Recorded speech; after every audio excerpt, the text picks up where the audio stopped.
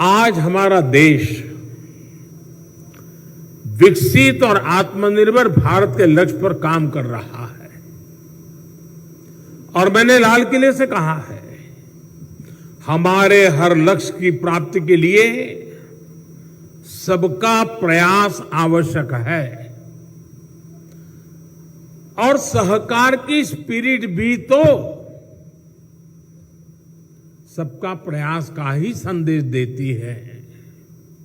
आज अगर हम दूध उत्पादन में विश्व में नंबर 1 है तो इसमें डेयरी कोऑपरेटिव्स का बहुत बड़ा योगदान है।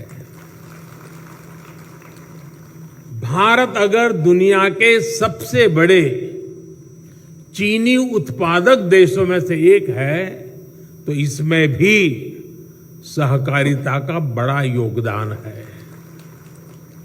देश के बहुत बड़े हिस्से में कोऑपरेटिव्स छोटे किसानों का बहुत बड़ा संबल बनी है। आज डेयरी जैसे सहकारी क्षेत्र में लगभग 60% भागीदारी हमारी माताओं बहनों की है। इसलिए जब विकसित भारत के लिए बड़े लक्ष्यों की बात आई तो हमने सहकारिता को एक बड़ी ताकत देने का फैसला किया।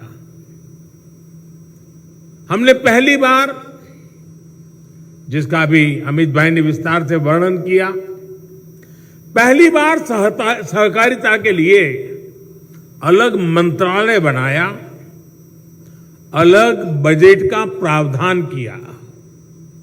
आज कोऑपरेटिव्स को वैसी ही सुविधाएं, वैसा ही प्लेटफॉर्म उपलब्ध कराया जा रहा है जैसा कॉरपोरेट सेक्टर को मिलता है। सहकारी समितियों की ताकत बढ़ाने के लिए उनके लिए टैक्स की दरों को भी कम किया गया है। सहकारिता क्षेत्र से जुड़े जो मुद्दे वर्षों से लंबित थे उन्हें तेज गति से सुलझाया जा रहा है। हमारी सरकार ने सहकारी बैंकों को भी मजबूती दी है। सहकारी बैंकों को नई ब्रांच खोलनी हो, लोगों के घर पहुंचकर बैंकिंग सेवा देनी हो, इसके लिए नियमों को आसान बनाया गया है। साथियों, इस कार्यक्रम से इतनी बड़ी संख्या में हमारे किसान भाई बहन जुड़े हैं। बीते 9 वर्षों में जो नीतियां बदली हैं, निर्णय लिए गए हैं, उनसे क्या बदलाव आया है ये आप अनुभव कर रहे हैं। आप याद कीजिए, 2014 से पहले अक्सर किसानों की मांग क्या होती थी? किसान कहते थे कि उन्हें सरकार की मदद बहुत कम मिलती है और जो थोड़ी सी मदद भी मिलती थी वो बिचौलियों के खाते में जाती थी। सरकारी योजनाओं के लाभ से देश के छोटे और मझले किसान वंचित ही रहते थे। पिछले 9 वर्षों में ये स्थिति बिल्कुल बदल गई है। आज देखिए, करोड़ों छोटे किसानों को पीएम किसान सम्मान निधि मिल रही है और कोई बिचौलिया नहीं, कोई फर्जी लाभार्थी नहीं। बीते 4 वर्षों में इस योजना के तहत 2.5 लाख करोड़ रुपए, आप सब सहकारी क्षेत्र का नेतृत्व करने वाले लोग हैं, मैं आशा करूंगा कि इन आंकड़ों पर आप गौर करेंगे। 2.5 लाख करोड़ रुपए सीधे किसानों के बैंक खातों में भेजे गए हैं। ये कितनी बड़ी रकम है, इसका अंदाजा आप एक और आंकड़े से अगर मैं तुलना करूंगा तो आप आसानी से लगा सकेंगे। 2014 से पहले के 5 वर्षों के कुल कृषि बजट ही मिला दें, 5 साल का एग्रीकल्चर बजट, तो वो 90,000 करोड़ रुपए से कम था। 90,000 से कम, यानी तब पूरे देश के कृषि व्यवस्था पर जितना खर्च तब हुआ उसका लगभग 3 गुना हम सिर्फ एक स्कीम यानी पीएम किसान सम्मान निधि पर खर्च कर चुके हैं। साथियों, दुनिया में निरंतर महंगी होती खादों, केमिकल्स का बोझ किसानों पर ना पड़े, इसकी भी गारंटी, और ये मोदी की गारंटी है, केंद्र की भाजपा सरकार ने आपको दी है। आज किसान को यूरिया बैग, एक बैग का करीब करीब 270 रुपये से भी कम कीमत पर यूरिया की बैग मिल रही है।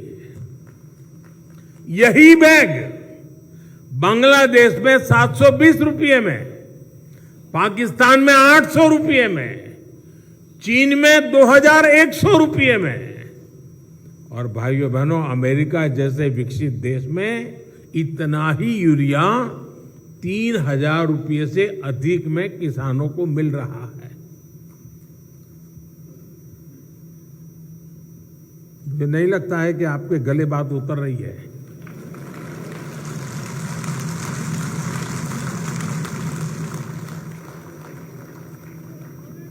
जब तक ये फर्क समझेंगे नहीं हम, आखिरकार गारंटी क्या होती है, किसान के जीवन को बदलने के लिए कितना महाभगीरथ प्रयास जरूरी है, इसमें दर्शन होते हैं। कुल मिलाकर अगर देखें तो बीते 9 वर्षों में सिर्फ फर्टिलाइजर सब्सिडी पर, सिर्फ सब्सिडी फर्टिलाइजर की मैं बात कर रहा हूं, भाजपा सरकार ने 10 लाख करोड़ से अधिक रुपए खर्च किए हैं। इससे बड़ी गारंटी क्या होती है भाई? साथियों, किसानों को उनकी फसल की उचित कीमत मिले, इसे लेकर हमारी सरकार शुरू से बहुत गंभीर रही है। पिछले 9 साल में एमएसपी को बढ़ाकर एमएसपी पर खरीदकर 15 लाख करोड़ रुपए से ज्यादा किसानों को दिए गए हैं। यानी हिसाब लगाएं तो हर वर्ष केंद्र सरकार आज 6.5 लाख करोड़ रुपए से अधिक खेती और किसानों पर खर्च कर रही है, जिसका मतलब है कि प्रति वर्ष हर किसान तक सरकार औसतन 50,000 रुपये किसी न किसी रूप में उसे पहुंचा रही है। यानी भाजपा सरकार में किसानों को अलग अलग तरह से हर साल 50,000 रुपया मिलने की गारंटी है। ये मोदी की गारंटी है, और मैं जो किया है वो बता रहा हूं, वादे नहीं बता रहा हूं। साथियों, किसान हितैषी अप्रोच को जारी रखते हुए कुछ दिन पहले एक और बड़ा निर्णय लिया गया है। केंद्र सरकार ने किसानों के लिए 3,70,000 करोड़ रुपए का एक पैकेज घोषित किया है। यही नहीं, गन्ना किसानों के लिए भी उचित और लाभकारी मूल्य अब रिकॉर्ड 315 रुपए प्रति क्विंटल कर दिया गया है। इससे 5 करोड़ से अधिक गन्ना किसानों को और चीनी मिलों में काम करने वाले लाखों श्रमिकों को सीधा लाभ होगा। साथियों, अमृत काल में देश के गांव, देश के किसान के सामर्थ्य को बढ़ाने के लिए अब देश के कोऑपरेटिव सेक्टर की भूमिका बहुत बड़ी होने वाली है। सरकार और सहकार मिलकर विकसित भारत, आत्मनिर्भर भारत के संकल्प को डबल मजबूती देंगे। आप देखिए, सरकार ने डिजिटल इंडिया से पारदर्शिता को बढ़ाया, सीधा लाभ हर लाभार्थी तक पहुंचाया। आज देश का गरीब से गरीब व्यक्ति भी मानता है कि ऊपरी स्तर से भ्रष्टाचार और भाई भतीजावाद अब खत्म हो गया। अब जब सहकारिता को इतना बढ़ावा दिया जा रहा है तो ये आवश्यक है कि सामान्य जन, हमारा किसान, हमारा पशुपालक भी रोजमर्रा की जिंदगी में इन बातों को अनुभव करे और वो भी यही बात कहे। ये आवश्यक है कि सहकारी सेक्टर पारदर्शिता का, करप्शन रहित गवर्नेंस का मॉडल बने। देश के सामान्य नागरिक का कोऑपरेटिव पर भरोसा और अधिक मजबूत हो। इसके लिए आवश्यक है कि जितना संभव हो डिजिटल व्यवस्था को सहकारिता में बढ़ावा मिले। कैश लेन देन पर निर्भरता को हमें खत्म करना है। इसके लिए अगर आप अभियान चलाकर प्रयास करेंगे और आप सब सहकारी क्षेत्र के लोग, मैंने आपका एक बहुत बड़ा काम कर दिया है, मंत्रालय बना दिया। अब आप मेरा एक बड़ा काम कर दीजिए, डिजिटल की तरफ जाना, कैशलेस, पूरा ट्रांसपेरेंसी। अगर हम सब मिलकर के प्रयास करेंगे तो जरूर तेजी से सफलता मिलेगी। आज भारत की पहचान दुनिया में अपनी डिजिटल लेन देन के लिए होती है। ऐसे में सहकारी समितियां, सहकारी बैंकों को भी इसमें अब अग्रणी रहना होगा। इससे ट्रांसपेरेंसी के साथ साथ मार्केट में आपकी एफिशिएंसी भी बढ़ेगी और बेहतर प्रतिस्पर्धा भी संभव हो सकेगी। साथियों, प्राथमिक स्तर की सबसे अहम सहकारी समिति यानी पैक्स अब पारदर्शिता और आधुनिकता का मॉडल बनेगी। मुझे बताया गया है कि अभी तक 60,000 से ज्यादा पैक्स का कंप्यूटराइजेशन हो चुका है और इसके लिए मैं आपको बधाई देता हूं। लेकिन बहुत आवश्यक है कि सहकारी समितियां भी अपना काम और बेहतर करें, टेक्नोलॉजी के प्रयोग पर बल दें। जब हर स्तर की सहकारी समितियां कोर बैंकिंग जैसी व्यवस्था अपनाएंगी, जब सदस्य ऑनलाइन ट्रांजैक्शन को 100% स्वीकार करेंगे, तो इसका देश को बहुत बड़ा लाभ होगा। साथियों, आज आप ये भी देख रहे हैं कि भारत का निर्यात, एक्सपोर्ट लगातार नए रिकॉर्ड बना रहा है। मेक इन इंडिया की चर्चा भी आज पूरी दुनिया में हो रही है। ऐसे में आज सरकार का प्रयास है कि सहकारिता भी इस क्षेत्र में अपना योगदान बढ़ाए। इसी उद्देश्य के साथ आज हम मैन्युफैक्चरिंग से जुड़ी सहकारी समितियों को विशेष रूप से प्रोत्साहित कर रहे हैं।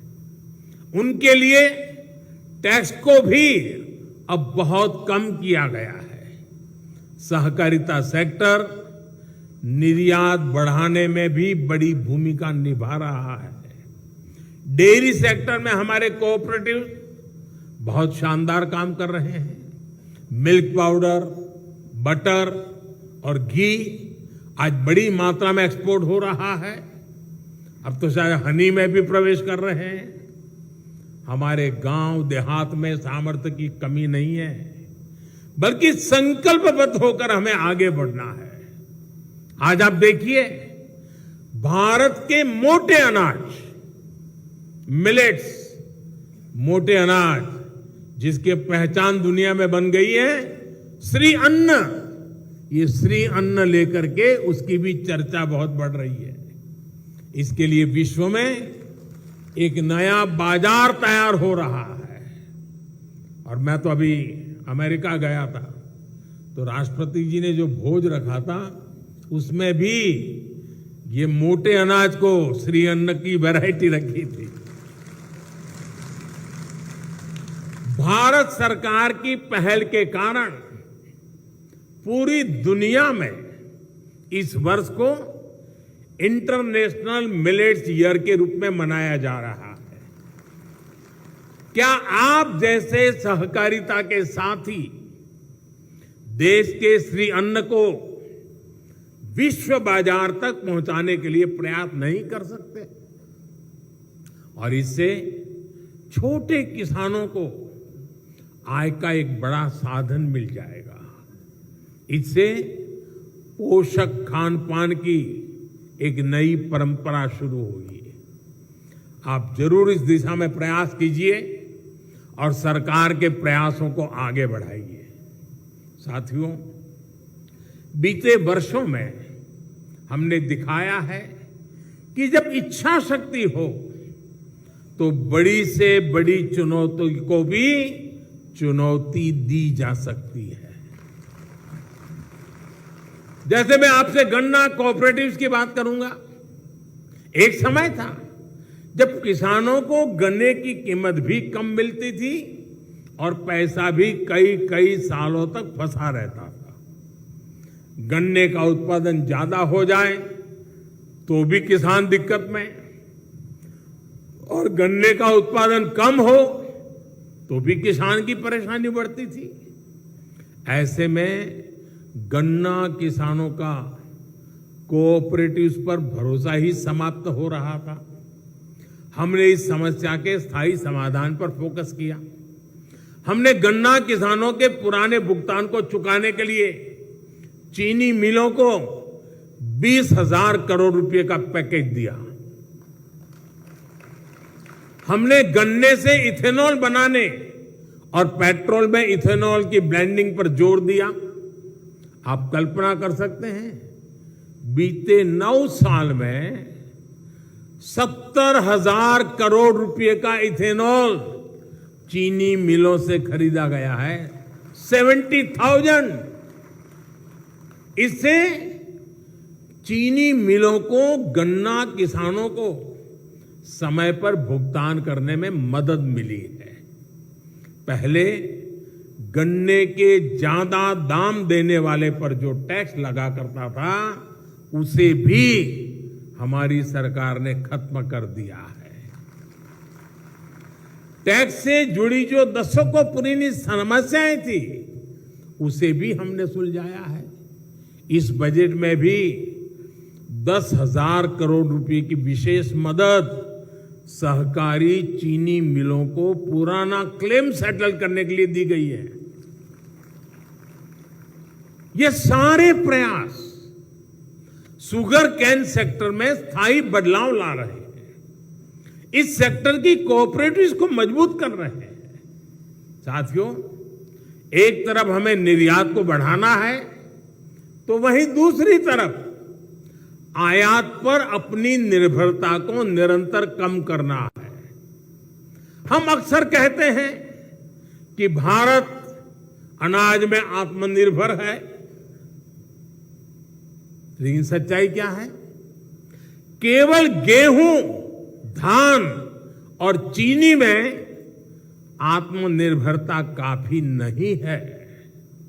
जब हम खाद्य सुरक्षा की बात करते हैं तो ये सिर्फ आटे और चावल तक सीमित नहीं रहे।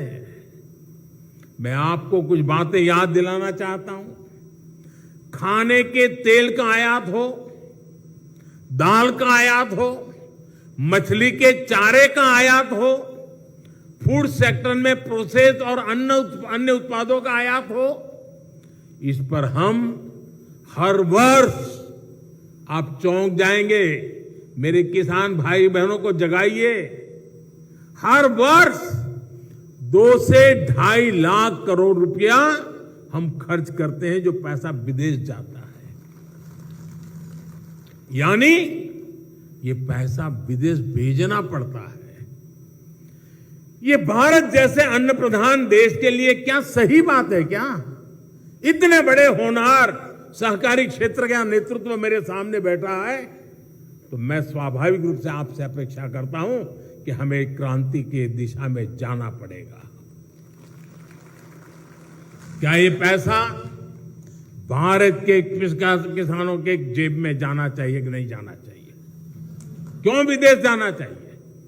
साथियों, हम ये समझ सकते हैं कि हमारे पास तेल के बड़े कुएं नहीं है, हमें पेट्रोल डीजल बाहर से मंगाना पड़ता है, वो हमारी मजबूरी है। लेकिन खाने के तेल में, उसमें तो आत्मनिर्भरता संभव है। आपको जानकारी होगी कि केंद्र सरकार ने इसके लिए मिशन मोड में काम किया है। जैसे एक मिशन पाम ऑयल शुरू किया है, पामोलिन की खेती, पामोलिन का तेल उसे उपलब्ध हो, उसी प्रकार से तिलहन के फसलों को बढ़ावा देने के लिए बड़ी मात्रा में इनिशिएटिव लिए जा रहे हैं।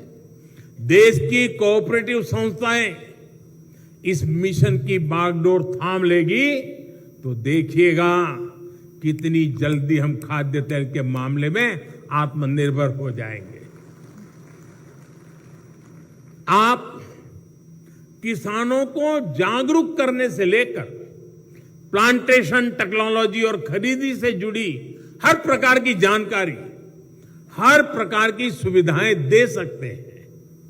साथियों, केंद्र सरकार ने एक बहुत बड़ी योजना फिशरीज सेक्टर के लिए शुरू की है। पीएम मत्स्य संपदा योजना से आज मछली के उत्पादन में बहुत प्रगति हो रही है। देश भर में जहां भी नदियां हैं, छोटे तालाब हैं, इस योजना से ग्रामीणों को, किसानों को आय का अतिरिक्त साधन मिल रहा है। इसमें लोकल स्तर पर फीड उत्पादन के लिए भी सहायता दी जा रही है। आज 25,000 से ज्यादा सहकारी समितियां फिशरीज सेक्टर में काम कर रही हैं। इससे फिश प्रोसेसिंग, फिश ड्राइंग और fish curing, fish storage, fish Canning, fish transport, ऐसे अनेक काम उनको आज ऑर्गेनाइज वे में बल मिल रहा है। मछुआरों का जीवन बेहतर बनाने में और रोजगार निर्माण में मदद मिली है। पिछले 9 वर्षों में इनलैंड फिशरीज में भी 2 गुनी वृद्धि हुई है। और जैसे हमने सहकारिता मंत्रालय अलग बनाया, उससे एक नई ताकत खड़ी हुई है। वैसे ही लंबे समय से एक मांग थी, देश को फिशरीज के लिए अलग मंत्रालय बनाना चाहिए, वो भी हमने बना दिया। उसकी भी अलग बजट की व्यवस्था की और उस क्षेत्र के परिणाम नजर आने लगे हैं। इस अभियान को सहकारिता सेक्टर और विस्तार कैसे दे सकता है, इसके लिए आप सभी साथी आगे आए, यही मेरी आपसे अपेक्षा है। सहकारिता सेक्टर को अपनी पारंपरिक अप्रोच से कुछ अलग करना होगा। सरकार अपनी तरफ से हर प्रयास कर रही है। अब मछली पालन जैसे अनेक नए सेक्टर्स में भी पैक्स की भूमिका बढ़ रही है। हम देश भर में 2 लाख नई मल्टीपर्पज सोसाइटी बनाने के लक्ष्य पर काम कर रहे हैं। और जैसा अमित भाई ने कहा, अब सब पंचायतों में जाएंगे तो यह आंकड़ा और आगे बढ़ेगा। इससे उन गांवों, उन पंचायतों में भी सहकारिता का सामर्थ्य पहुंचेगा जहां अभी ये व्यवस्था नहीं है। साथियों, बीते वर्षों में हमने किसान उत्पादक संघों यानी एफपीओज, उसके निर्माण पर भी विशेष बल दिया है। अभी देश भर में 10,000 नए एफपीओज के निर्माण पर काम चल रहा है और इसमें से करीब करीब 5,000 बन भी चुके हैं। ये एफपीओ छोटे किसानों को बड़ी ताकत देने वाले हैं। ये छोटे किसानों को मार्केट में बड़ी फोर्स बनाने के माध्यम है। बीज से लेकर बाजार तक हर व्यवस्था को छोटा किसान कैसे अपने पक्ष में खड़ा कर सकता है, कैसे बाजार की ताकत को चुनौती दे सकता है, ये उसका अभियान है। सरकार ने पैक्स के द्वारा भी एफपीओ बनाने का निर्णय लिया है। इसलिए सहकारी समितियों के लिए इस क्षेत्र में अपार संभावनाएं हैं। साथियों, कोऑपरेटिव सेक्टर किसान की आय बढ़ाने वाले दूसरे माध्यमों को लेकर सरकार के प्रयासों को भी ताकत दे सकते हैं। शहद का उत्पादन हो, ऑर्गेनिक फूड हो, खेत की मेड़ पर सोलर पैनल लगाकर अन्नदाता ऊर्जादाता बनाने का अभियान हो, बिजली पैदा करने का अभियान हो, सॉइल की टेस्टिंग हो, सहकारिता सेक्टर का सहयोग बहुत आवश्यक है। साथियों, आज केमिकल मुक्त खेती, नेचुरल फार्मिंग सरकार की प्राथमिकता है और मैं भी दिल्ली की उन 2 बेटियों को बधाई देता हूं कि उन्होंने अपने दिल को झकझोर दिया। धरती मां पुकार पुकार करके कह रही है कि मुझे मत मारो। बहुत उत्तम तरीके से नाट्य मंचन के द्वारा उन्होंने हमें जगाने का प्रयास किया है। मैं तो चाहता हूं हर कोऑपरेटिव संस्था इस प्रकार की एक टोली तैयार करे, जो टोली हर गांव में इस प्रकार से मंचन करे, लोगों को जगाएं। हाल में ही एक बहुत बड़ी योजना पीएम प्रमाण को स्वीकृति दी गई है। पीएम प्रणाम, लक्ष्य ये कि ज्यादा से ज्यादा किसान केमिकल मुक्त खेती अपनाएं। इसके तहत वैकल्पिक खादों, ऑर्गेनिक खाद के उत्पादन पर बल दिया जाएगा। इससे मिट्टी भी सुरक्षित होगी और किसानों की लागत भी कम होगी। इसमें सहकारिता से जुड़े संगठनों का योगदान बहुत अहम है। मेरा सभी सहकारी संगठनों से आग्रह है कि इस अभियान के साथ ज्यादा से ज्यादा जुड़िए। आप तय कर सकते हैं कि अपने जिले के 5 गांवों को केमिकल मुक्त खेती के लिए 100% हम करके रहेंगे। 5 गांव, और उन 5 गांवों में किसी भी खेत में 1 ग्राम भी केमिकल का प्रयोग नहीं होगा, ये हम सुनिश्चित कर सकते हैं। इससे पूरे जिले में इसको लेकर जागरूकता बढ़ेगी, सबका प्रयास बढ़ेगा। साथियों, एक और मिशन है जो केमिकल मुक्त खेती और अतिरिक्त आय दोनों सुनिश्चित कर रहा है। ये है गोबर धन योजना। इसके तहत देश भर में वेस्ट से वेल्थ बनाने का काम किया जा रहा है। गोबर से, कचरे से बिजली और जैविक खाद बनाने का यह बहुत बड़ा माध्यम बनता जा रहा है। सरकार ऐसे प्लांट्स का एक बहुत बड़ा नेटवर्क तैयार कर रही है। देश में अनेक बड़ी बड़ी कंपनियों ने 50 से ज्यादा बायोगैस प्लांट तैयार किए हैं। गोवर्धन प्लांट्स के लिए सहकारी समितियों को भी आगे आने की आवश्यकता है। इससे पशुपालकों को तो लाभ होगा ही, जिन पशुओं को सड़कों पर छोड़ दिया गया है उनका भी सदुपयोग हो पाएगा। साथियों, आप सभी डेयरी सेक्टर में, पशुपालन के सेक्टर में बहुत व्यापक रूप से काम करते हैं। बहुत बड़ी संख्या में पशुपालक सहकारिता आंदोलन से जुड़े हैं। आप सभी जानते हैं कि पशुओं की बीमारी एक पशुपालक को कितने बड़े संकट में डाल सकती है। लंबे समय तक फूट एंड माउथ डिसीज, मुंह पका और खुर पका, हमारे पशुओं के लिए बहुत बड़े पीड़ा का कारण रही है। इस बीमारी के कारण हर साल हजारों करोड़ रुपए का नुकसान पशुपालकों को होता है। इसलिए पहली बार केंद्र सरकार ने, भारत सरकार ने इसके लिए पूरे देश में एक मुफ्त टीकाकरण अभियान चलाया है। हमें कोविड का मुफ्त वैक्सीन तो याद है, ये पशुओं के लिए भी उतना ही बड़ा मुफ्त वैक्सीन का अभियान चल रहा है। इसके तहत 24 करोड़ जानवरों का टीकाकरण किया जा चुका है, लेकिन अभी हमें एफएमडी को जड़ से खत्म करना बाकी है। टीकाकरण अभियान हो या फिर जानवरों की ट्रेसिंग हो, इसके लिए सहकारी समितियों को आगे आना चाहिए। हमें ये याद रखना होगा कि डेयरी सेक्टर में सिर्फ पशुपालक ही स्टेक होल्डर नहीं है।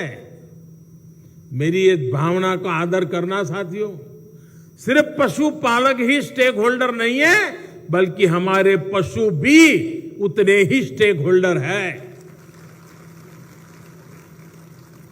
इसलिए इसे अपना दायित्व समझकर हमें योगदान देना चाहिए। साथियों, सरकार के जितने भी मिशन हैं उनको सफल बनाने में सहकारिता के सामर्थ्य में मुझे कोई संदेह नहीं है। और मैं जिस राज्य से आता हूं वहां की मैंने सहकारिता की ताकत को देखा है। सहकारिता ने आजादी के आंदोलन में भी बहुत महत्वपूर्ण भूमिका निभाई है। इसलिए एक और बड़े काम से जुड़ने का आग्रह से मैं खुद को रोक नहीं पा रहा। मैंने आह्वान किया है कि आजादी के 75 वर्ष के अवसर पर हर जिले में 75 अमृत सरोवर बनाएं। 1 वर्ष से भी कम समय में करीब करीब 60,000 अमृत सरोवर देश भर में बनाए जा चुके हैं। बीते 9 वर्षों में सिंचाई हो या पीने का पानी हो, उसको घर घर खेत खेत पहुंचाने के लिए जो काम सरकार ने किए हैं, ये उसका विस्तार है। ये पानी के स्रोत बढ़ाने का रास्ता है, ताकि किसानों को, हमारे पशुओं को पानी की कमी ना आए, इसलिए सहकारी सेक्टर से जुड़े साथियों को भी इस पावन अभियान से जरूर जुड़ना चाहिए। आपकी किसी भी क्षेत्र की सहकारिता में एक्टिविटी हो, लेकिन आपकी क्षमता के अनुसार आप तय कर सकते हैं कि हमारी मंडली है, 1 तालाब बनाएगी, 2 बनाएगी, 5 बनाएगी, 10 बनाएगी। लेकिन हम पानी की दिशा में काम करें, गांव-गांव में अमृत सरोवर बनेंगे तो भावी पीढ़ियां हमें बहुत आभार के साथ याद करेगी। आज जो हमें पानी उपलब्ध हो रहा है ना, वो हमारे पूर्वजों के प्रयासों का परिणाम है। हमें हमारी भावी संतानों के लिए, उनके लिए भी हमें कुछ छोड़ के जाना है।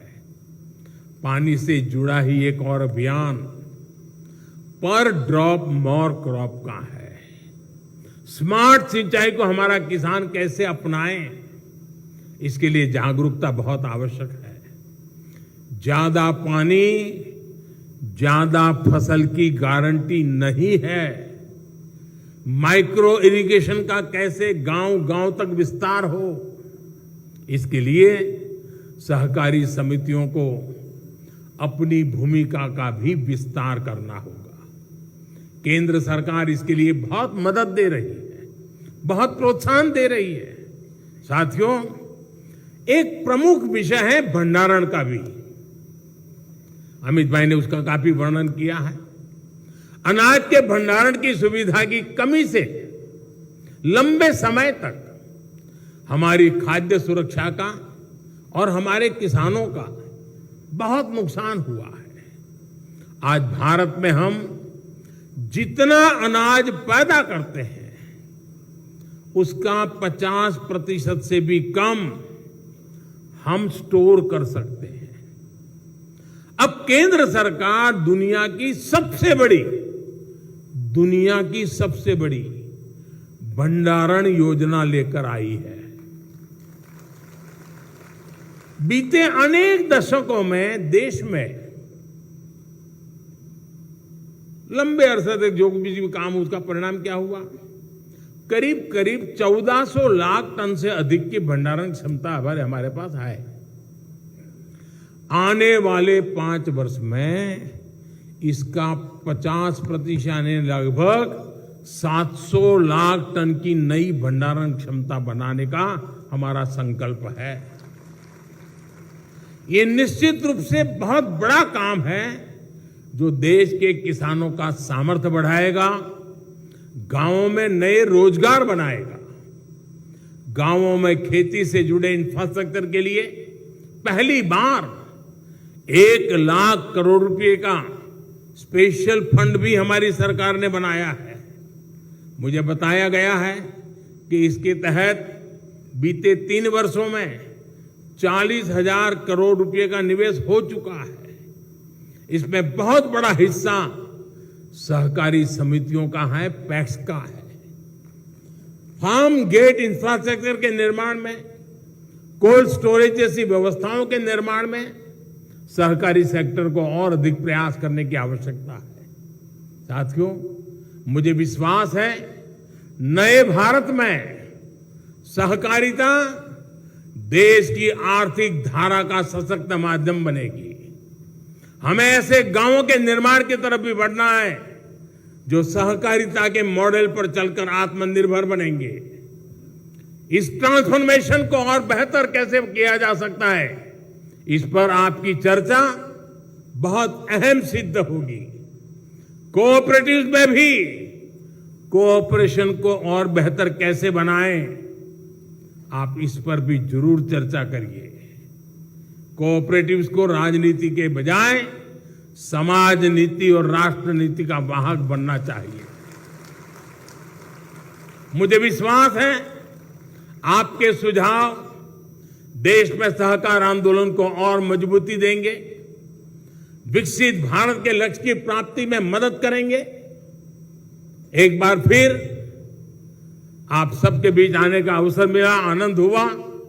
मेरी तरफ से भी आपको बहुत बहुत शुभकामनाएं देता हूं। धन्यवाद।